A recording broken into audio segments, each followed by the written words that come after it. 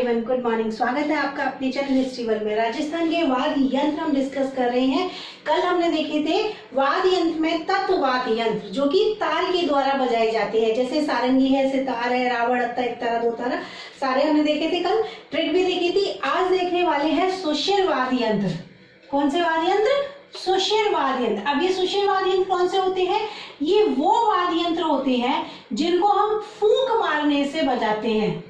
ठीक है, ये वो वाद्य यंत्र होते हैं जिनको हम फूंक मारकर बजाते हैं। ठीक है, सुषिर वाद्य यंत्र, फूंक मारने से बजाए जाने वाले वाद्य यंत्र। अब देखो बहुत सारे वाद्य यंत्र होते हैं, याद करना मुश्किल है, तो ऑब्वियसली ट्रिक के द्वारा ही याद करेंगे। चलो शुरू करते हैं। देखो, शुरू करने से पहले आप दो नाम याद रख लो, एक लड़का एक लड़की। लड़की का नाम है करुणा और लड़के का नाम है मुरली। ठीक है, तो मुरली और करुणा ने क्या करा कि उनके पास एक मोर था। ठीक है, तो मुरली और करुणा ने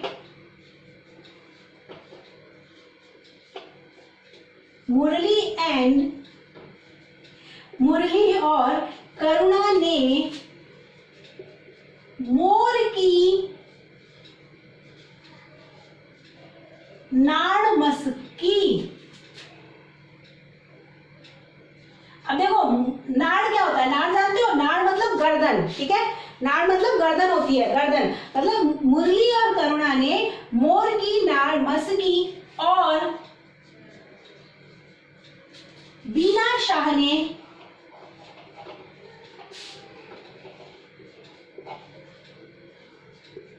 अलगोजा बजाया।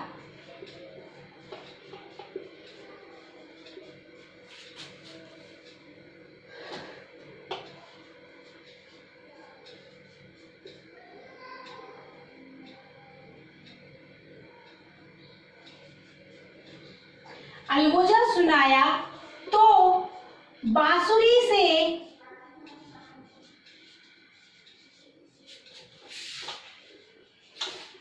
शंख सी आवाज निकली। ठीक है, ये लाइन आपको याद करनी है। अब ये मत बोलना कि इतनी लंबी लाइन कैसे याद होगी। भाई इतने सारे वाद्य यंत्र हैं तो लाइन भी तो लंबी जाएगी ना। वाद्य यंत्र भी तो इतने सारे हैं, देखो हर किसी में एक ना एक वाद्य यंत्र निकलेगा तो लाइन भी थोड़ी सी लंबी जाएगी। ठीक है, मुरली और करुणा ने मोर की नाड़ मस्की, मतलब मुरली और करुणा जो दो थे भाई बहन, उन्होंने मोर की नाड़ मस्की मतलब उसकी गर्दन को मस्का मतलब जोर से पकड़ा।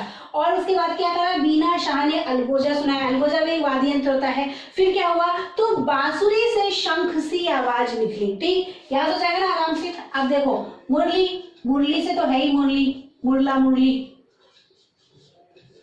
करुणा, ये भी अपना वाद्य यंत्र है। ठीक है, न से बन जाएगा नागफनी। मोर से है मोरचंग।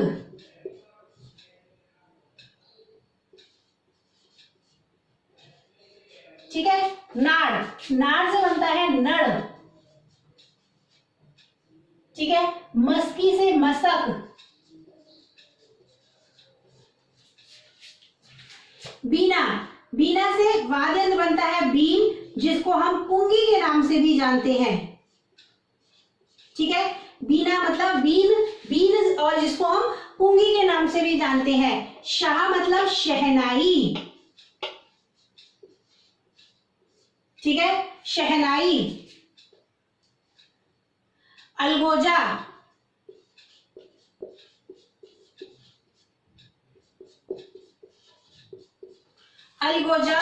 सुरनाई।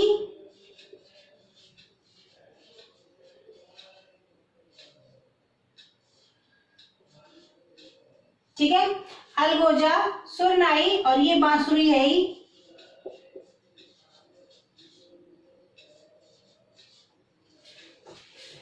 स से बनता है सतारा, शंख, सींगी। ठीक है, ये हो गए 1 2 3 4 5 6 7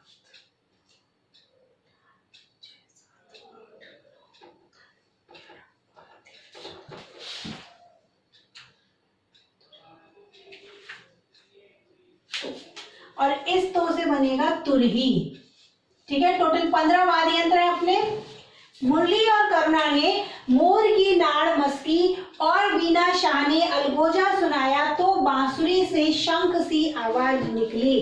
ठीक है, कितने वाद्य यंत्र हो गए? 15 वाद्य यंत्र है। मुरली, करुणा, नागफनी, मोरचंग, नड़, मसक, सुरनाई, तुरही, बांसुरी, अलगोजा, शहनाई, बीन या फिर पुंगी, सतारा, शंख और सिंगी। ठीक है, ये सारे वाद्य यंत्र हो गए। चलो अब इनकी डिटेल देखते हैं।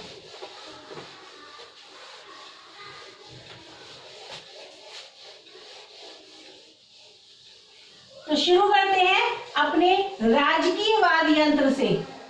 ठीक है, राजकीय वाद्य यंत्र कौन सा है अपना, पता है आपको? अलगोजा।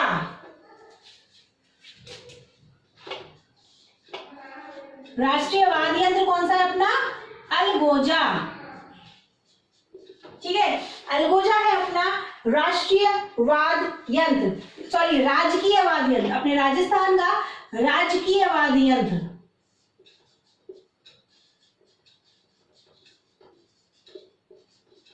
ठीक है, अलगोजा है अपना राजकीय वाद्य यंत्र। अब ये होता कैसा, देखो बांसुरी हम सबने देखी है, हम सब जानते हैं, दो बांसुरियों के मेल से ये बनता है। ठीक है, अब देखो एक साथ इसके साथ में बांसुरी भी हम देख लेंगे, इसी के साथ में बांसुरी भी डिस्कस हो जाएगा।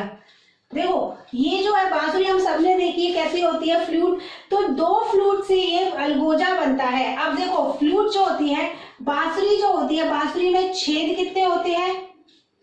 तो 7 छेद होते हैं ना बांसुरी में 7 छेद। लेकिन इसमें जो बांसुरी यूज की जाती है ना, उसमें केवल 4 ही छेद होते हैं। ठीक है, 4 छेद वाली बांसुरी इसमें यूज की जाती है। लेकिन इसको बजाते समय केवल 3 छेद पर ही उंगलियां रखी जाती है। इसको बजाते समय केवल 3 छेद पर ही उंगलियां रखी जाती हैं।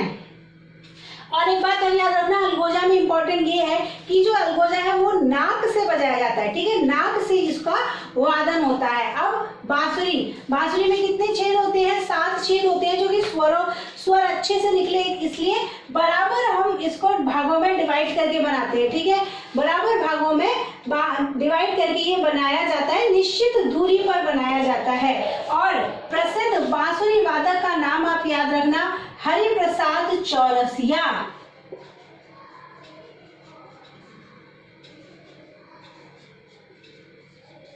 हरिप्रसाद चौरसिया।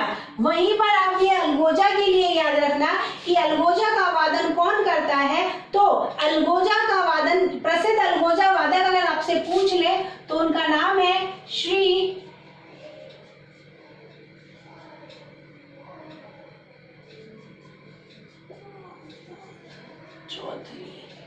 रामनाथ चौधरी। ठीक है, प्रसिद्ध अलगोजा वादक अगर आपसे पूछ लें तो रामनाथ चौधरी है अलगोजा वादक और हरिप्रसाद चौरसिया है बांसुरी वादक। ठीक है, हरिप्रसाद चौरसिया है बांसुरी वादक। मेव और धाकड़ जाति के लोगों के द्वारा ये अलगोजा बजाया जाता है।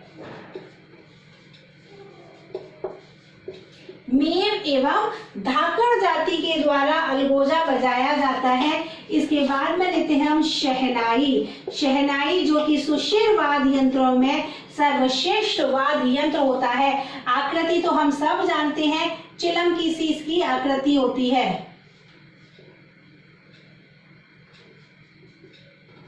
ठीक है, चिलम की सी इसकी आकृति होती है।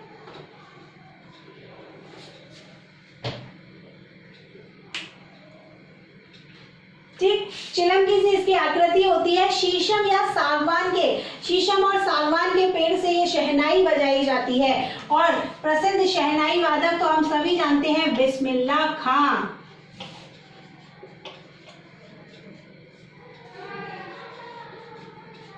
ठीक है, ये जो शहनाई है ये मांगलिक वाद्य यंत्र माना जाता है। क्यों?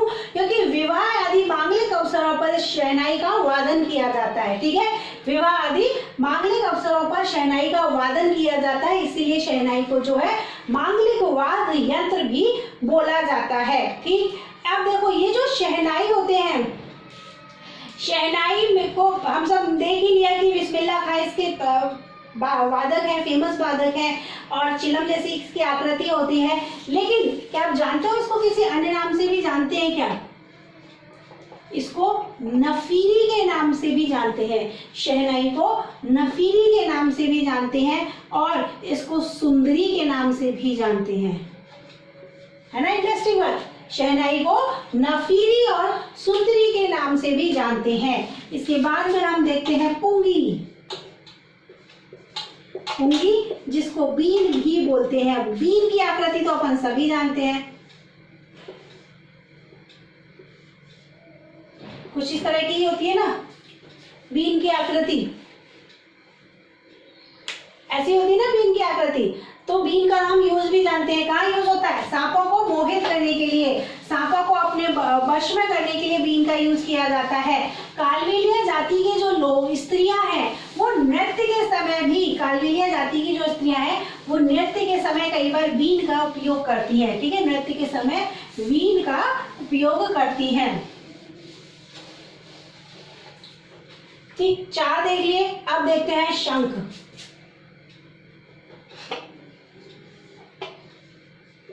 देखो शंख तो हम सबने देखा है, शंख की बनावट मेरे से बनेगी भी नहीं इसलिए मैं बना भी नहीं। शंख अब सबने देखा है। शंख होता क्या है? समुद्र में मिलता है, एक जंतु का खोल होता है, एक तरीके से समुद्र में ही पाया जाता है। बहुत प्राचीन वाद्य यंत्र है ये। महाभारत से भी इसका संबंध जोड़ते हैं। हम देखते हैं कि महाभारत काल में भी युद्ध के समय श्री कृष्ण जो है इस शंख को बजाते थे। श्री कृष्ण जो है शंख को बजाते थे। इसकी आवाज इतनी गंभीर होती है कि ये दूर दूर तक सुनाई देती है। आवाज इतनी गंभीर होती है कि दूर दूर तक सुनाई देती है। शंख, शंख के बाद में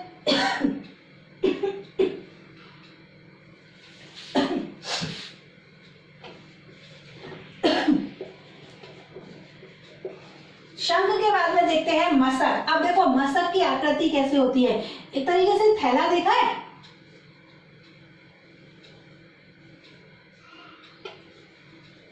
थैले जैसी इसकी आकृति होती है। मसक की थैले के जैसी आकृति होती है। बकरी के चमड़े से ये बना हुआ वाद्य यंत्र है। ठीक है, बकरी के चमड़े से बना हुआ वाद्य यंत्र है। यहाँ से बनाया जाता है, बजाया जाता है, और पुंगी की तरह इसकी आवाज निकलती है। ठीक है, पुंगी की तरह इसकी आवाज निकलती है। अलवर और भरतपुर क्षेत्र में ये मुख्यतः बजाया जाता है।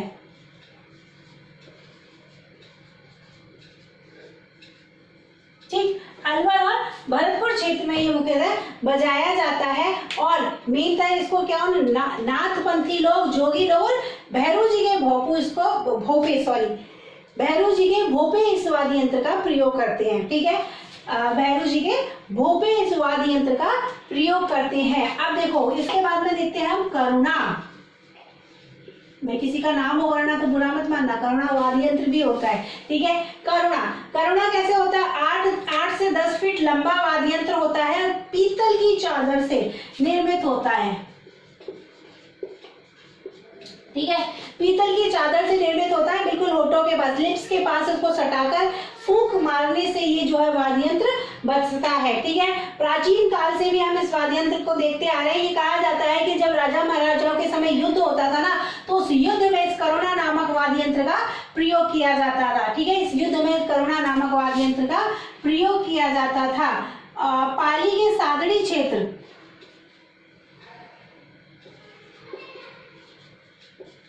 पाली के सागड़ी क्षेत्र के कुछ मंदिर हैं जहां पर आज भी इस वाद्य यंत्र का प्रयोग किया जाता है। ठीक है, पाली के सागड़ी क्षेत्र के कुछ मंदिर हैं जहां पर आज भी इस वाद्य यंत्र का प्रयोग किया जाता है। इसके बाद में देखते हैं सींगी।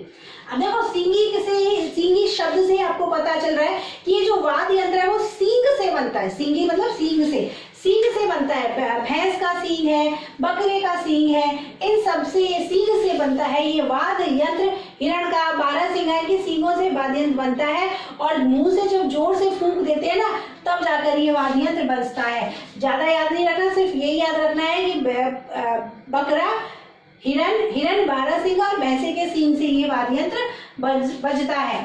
बनता है।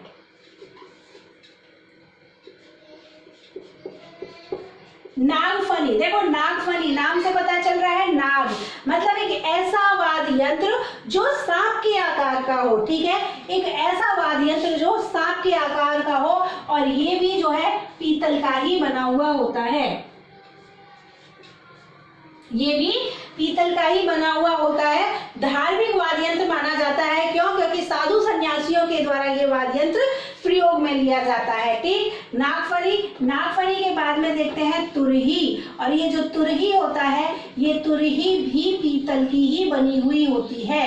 ये जो तुरही होती है ये तुरही भी पीतल की बनी हुई होती है, जिसका एक तरफ तो मुंह चौड़ा होता है और दूसरी तरफ मुंह जो है वो सकरा होता है। मतलब एक तरफ ज्यादा चौड़ा होता है और एक तरफ छोटा मुंह होता है। नौकदार इसकी आकृति होती है।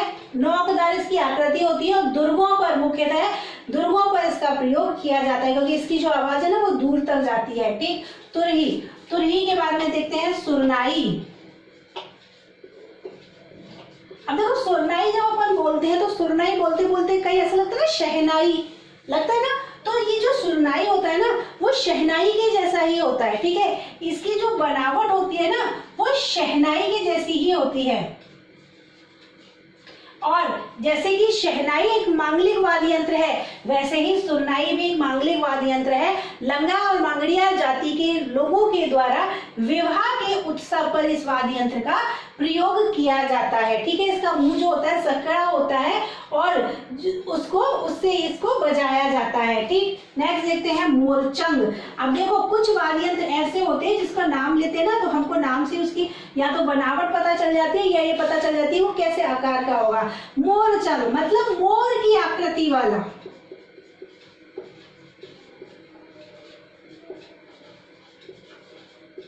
ठीक है, मोरचंग मतलब मोर की आकृति का। बना किसका होता है? लोहे का बना हुआ होता है भाई।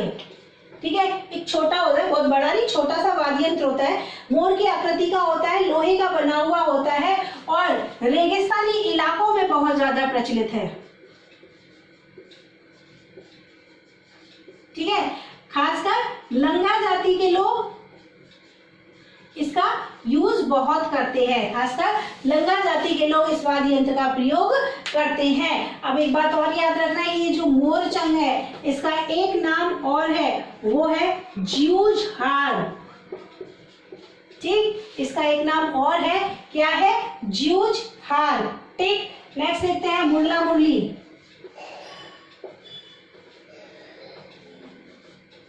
ठीक है, मुरला मुरली पुंगी जैसी होती है ये।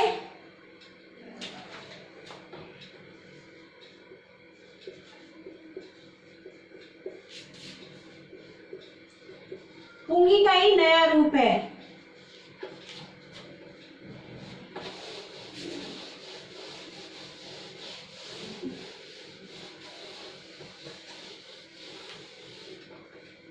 ठीक है, पुंगी का ही नया रूप है और बाड़मेर और जैसलमेर क्षेत्र में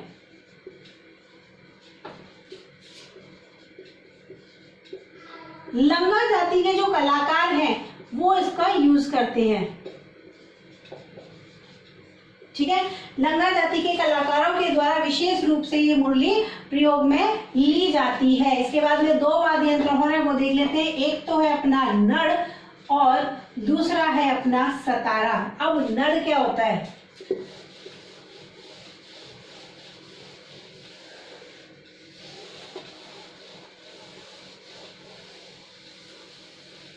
देखो नड़ जो है ना वो मरु प्रदेश में पाया जाता है। मरु प्रदेश का वाद्य यंत्र है, सॉरी पाया जाता तो नहीं है, मरु प्रदेश का वाद्य यंत्र है। ये कहा जाता है बहुत ही दुर्लभ साज है ये।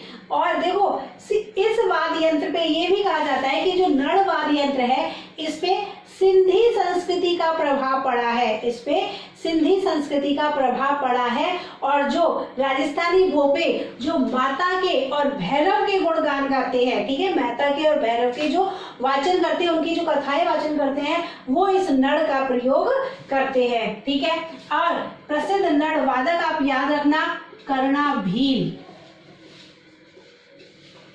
ठीक, अब लास्ट देखते हैं अपना सतारा।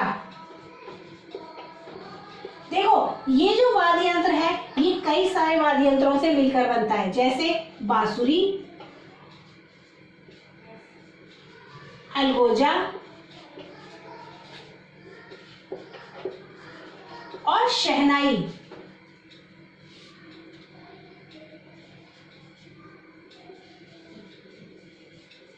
कई सारे वाद्य यंत्रों का सम्मिलित रूप है ये बांसुरी, अलगोजा, शहनाई। इनका सम्मिलित रूप है जैसलमेर और बाड़मेर की जनजातियों के द्वारा ये उपयोग में लाया जाता है। ठीक है, जैसलमेर और बाड़मेर की जनजातियों के द्वारा ये वाद्य यंत्र जो है उपयोग में लाया जाता है। तो आज हमने देखे सुशील वाद्य यंत्र। यहाँ पर सुशील वाद्य यंत्र सारे अपने कंप्लीट हो गए हैं। एग्जाम के पॉइंट ऑफ व्यू से ऐसे तो वाद्य यंत्र बहुत सारे हैं, कहीं कोई लिमिट नहीं है, लेकिन जो आपके लिए इम्पोर्टेंट है उन्हीं वाद्य यंत्रों को मैं यहाँ आपके लिए लेकर आई हूँ। इतना मैं श्योरिटी से कह सकती हूँ कि इनको पढ़ने के बाद में एग्जाम में आपका कोई भी क्वेश्चन है ना इससे बाहर नहीं जाएगा। ठीक है, तो आप ट्रस्ट करके आप इस वीडियो को देखो, पूरा शुरू से एंड तक अच्छे से देखो, समझो। समझ में नहीं आता है तो क्वेश्चन पूछो, डाउट अपना क्लियर करो। वीडियो अगर पसंद आता है तो अपने दोस्तों के साथ में शेयर करो, जिससे सभी को इसका फायदा मिल सके। ठीक है, लाइक करो, दोस्तों के साथ शेयर करो, चैनल को सब्सक्राइब करो। मिलते हैं कल अपने अनुभव वाद्य यंत्रों के साथ में, तब तक थैंक यू सो मच।